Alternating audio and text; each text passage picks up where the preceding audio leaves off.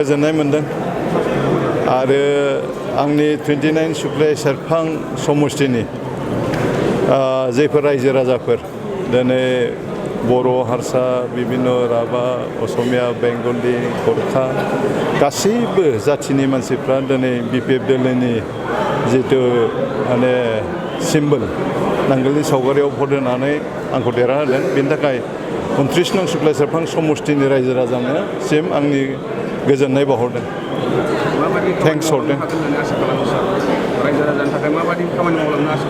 आङो दिनै irrigation department मोनबाय बे इरिगेसन डिपार्टमेन्टनि गेजेरजों आङो जायफोर जोंनि आबादारिफोरनि आबाद थिलियाव दै जौगानायानो जोंनि इरिगेसन डिपार्टमेन्टनि गुबै थांखि आरो बेखौनो माने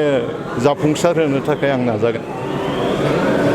जिहेतु हाग्रामा महिलारिया बिसायख'थि फोसावदिंनाय समाव नोंथांनो इएम होगोन होननानै फोसावदोंमोन दिनै गमामायैनो इएम महरै नोंथाङा समायथि लाबाय माबायदि मोनदों आरो मा बुंनो सानदों गोजोननाय मोनदों मानगोनां हाग्रामा महिलारि बिथाङा आंखौ फोथायनानैनो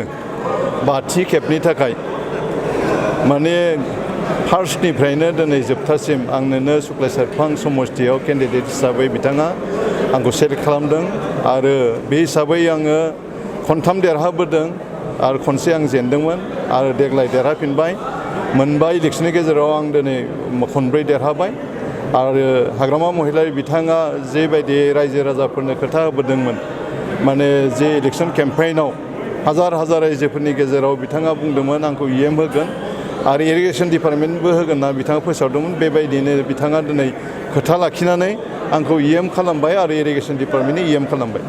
बेनि थाखाय बिथांनो रोजा साबायखर बावहरबाय जिहेतु नोंथाङा इरिगेसन डिपार्टमेन्टआव दिनै मोननो हाबाय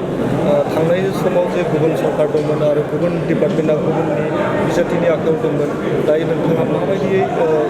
खामानि मावगोन आरो नोंथांनि थाखाय माबायदि चेलेन्जिं जागोन बिथांमोना जेखिनि मावलांनो हायाखै जेब्ला आद्रा दं बेफोर आद्रा खामानिफोरखौ जाफुंसार होनायानो आंनि गुबै थांखि